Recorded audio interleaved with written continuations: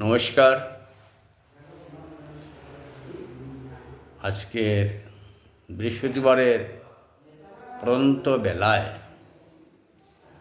আমাদের যে কবিতা পাঠ ও সাহিত্য আলোচনার যে আসর, সেই আসর এখনই শুরু হবে।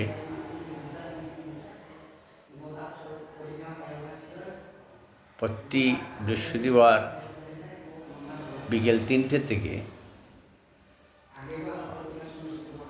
5টা 1 মিনিট পর্যন্ত এই অনুষ্ঠান চলে।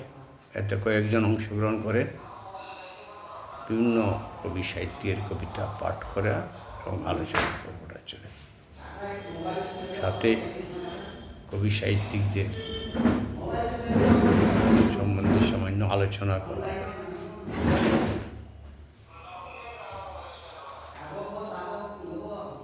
আপনারা জানেন, এই যে ত্রয়োদশ পর্ব,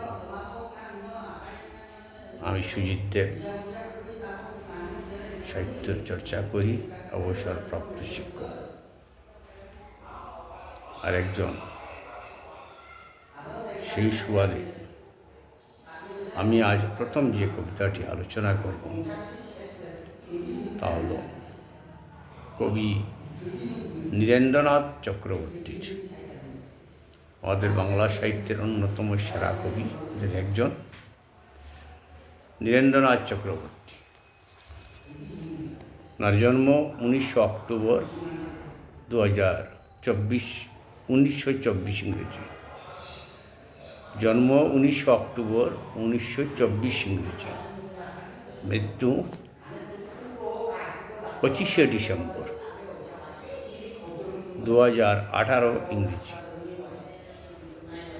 তিনি একজন অধ্যাপক, পাশাপাশি সাহিত্যের ক্ষেত্রে কবিতায়, প্রবন্ধে, উপন্যাসে, ছড়ায় ইত্যাদি যে বর্গ আমাদের সাহিত্যের, ওনার অতুল ভাণ্ডার তিনি আমাদের বাংলা সাহিত্যের পাঠকদের জন্য রেখে গেছেন। ঠিক তেমনি এই সাহিত্য পাঠ করে বিশ্বের সাহিত্য পিপাসু যে বা যারা, তারা আনন্দ লাভ করে। এখন আমি ওনার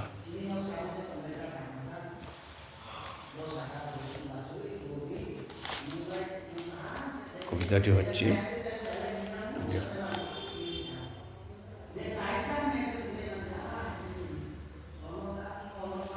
যাওয়া। যাওয়া, নীরেন্দ্রনাথ চক্রবর্তী। আমি যে গ্রন্থ থেকে আলোচনা করছি ওনার নাম হচ্ছে, ওটার নাম হচ্ছে 1000 বছরের কবিতা।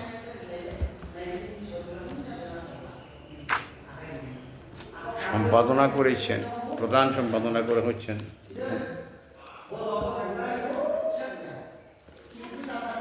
তরুণ সান্যাল। অনেক কবির কথা আছে এখানে।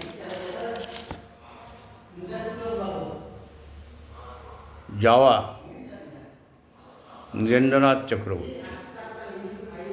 মাটিতে চোখ রেখে ঘুরে বেড়াতো লোকটা, কখনো আকাশ দেখেনি।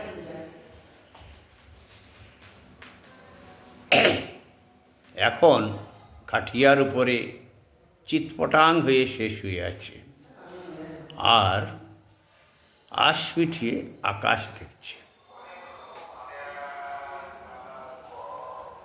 প্রথম স্ট্যাঞ্জা। প্রথম স্তবকের পর একটা পড়ছি। জীবনে কখনো ফুলের স্বপ্ন দেখেনি লোকটা, কষ্টপ্রহর শুধু ভাতের গন্ধে হন্যে হয়ে ঘুরত। এখন তার তেলছিটে বালিশের দুদিকে দুটো রজনীগন্ধার বান্ডিল ওরা সাজিয়ে দিল। দ্বিতীয় স্তবক পড়লাম। এবার তৃতীয় স্তবকে দেখি। এতকাল সে অন্যের বোঝা হয়ে বেড়াত, আর আজ তারই নিচে কোমরে গামছা 4 বেহারা। আকাশ দেখতে দেখতে, ফুলের গন্ধ শুকতে শুকতে লোকটা এখন গঙ্গার হাওয়া খেতে যাচ্ছে। কবি এই কবিতায় আমাদের জীবনের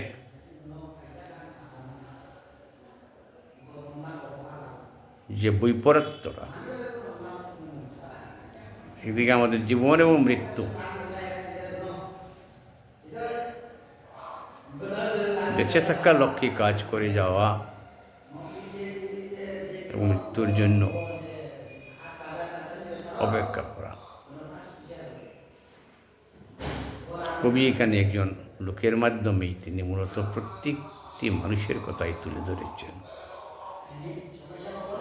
যে মানুষ ঘুম থেকে উঠেই সে কিন্তু তার রুটি আর রুজির সন্ধানে দৌড়ঝাঁপ করে থাকে। অন্যদিকে তাকে আনন্দ উপভোগ করার মতো তার সময় নেই। এত যন্ত্রণা, যান্ত্রিক জীবন, এত ব্যস্ততা যে রুটি রুজির ব্যবস্থা করতে করতেই জীবন কেটে যায়। মাটিতে চোখ রেখে ঘুরে বেড়াতো লোকটা, কখনো আকাশ দেখেনি। সেই মুক্ত জীবন, আকাশ হচ্ছে মুক্ত জীবন, উদার, সেই জীবনের স্বাদ সে পায়নি। এখন খাটিয়ার উপর আমরা জানি মানুষের মৃত্যু হলে পরে তাকে শ্মশানে নিয়ে দাহ করা হয় অথবা সমাধিস্থ করা হয়, বা আরও বিভিন্ন ধরনের পদ্ধতিতে অনেকেই ব্যবস্থা করেন।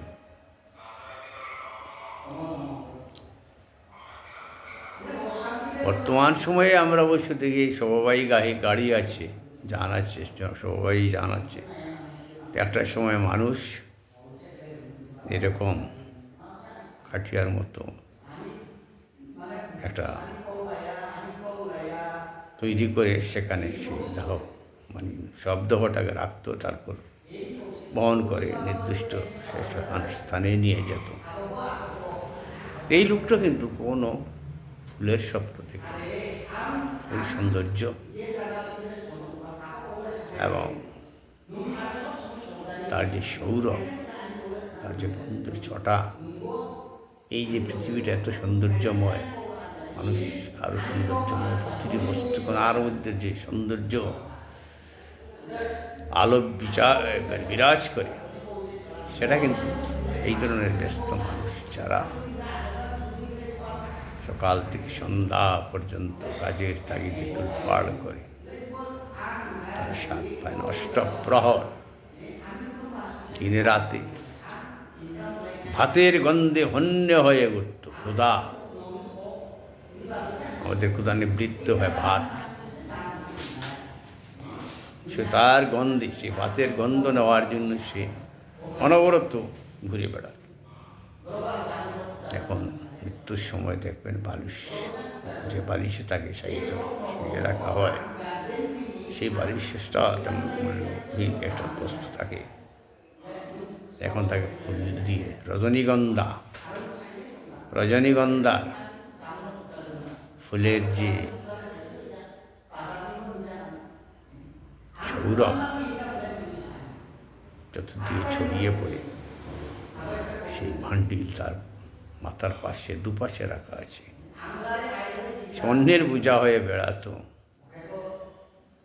আর আর তার নিচে কোমরে গামছা, চার বেয়ারা, আমার কত সম্মান দিয়ে তার দেহটাকে নিয়ে যাওয়া হচ্ছে, মানুষের দেহটাকে নেওয়া হয়। আকাশ দেখতে দেখতে, ফুলের গন্ধ শুকতে শুকতে লোকটা এখন গঙ্গার হাওয়া খেতে যাচ্ছে। গঙ্গার শব্দের দ্বারা আমরা বুঝতে পারি সেটা মূলত পশ্চিমবঙ্গের মজেসব কবির বাড়ি তো পশ্চিমবঙ্গে, কলকাতার পাশাপাশি অঞ্চলে আছেন। তো গঙ্গার নদীর পাশে এনে দাহ করা হয়। তিনি বলছেন একটু বিদ্রুপ করে, দুঃখ ব্যথা দিয়ে যে এখন হাওয়া খেতে যাচ্ছে। যে লোকটা জীবিত অবস্থায় একদিন গঙ্গার সেই স্নিগ্ধ পবিত্র হাওয়া খেতে পারেনি, এখন মৃত্যুর পর সে এখন হাওয়া খেতে যাচ্ছে গঙ্গার ধারে। খুবই দৃষ্টি সত্যি অদ্ভুত, গভীরভাবে তিনি পর্যবেক্ষণ করেই আমাদের সামনে তিনি তুলে ধরেছেন। অত্যন্ত আনন্দের ব্যাপার। যাই হোক, আমরা সবাই এই কবিতাটা পাঠ আমি করলাম, আপনারা সবাই শুনলেন, এখানে যারা আছে তারাও শুনল। আপনারা আপনাদের ভালো লাগাটুকু ব্যক্ত করবেন। আর এই কবিতার স্ক্রিনশটও আমি আপনাদের সামনে তুলে ধরব। আজকে আমার তরফ থেকে কবিতা পাঠ এবং আলোচনা এখানে আমি সমাপ্ত করছি। নমস্কার। বৃহস্পতিবারে পড়ন্ত ফাল্গুলার পরবর্তী অনুষ্ঠানে আপনাদের স্বাগত বলে এখানে শেষ করছি। ভালো থাকবেন সবাই, সুস্থ সুন্দর থাকবেন। জয় রামকৃষ্ণ।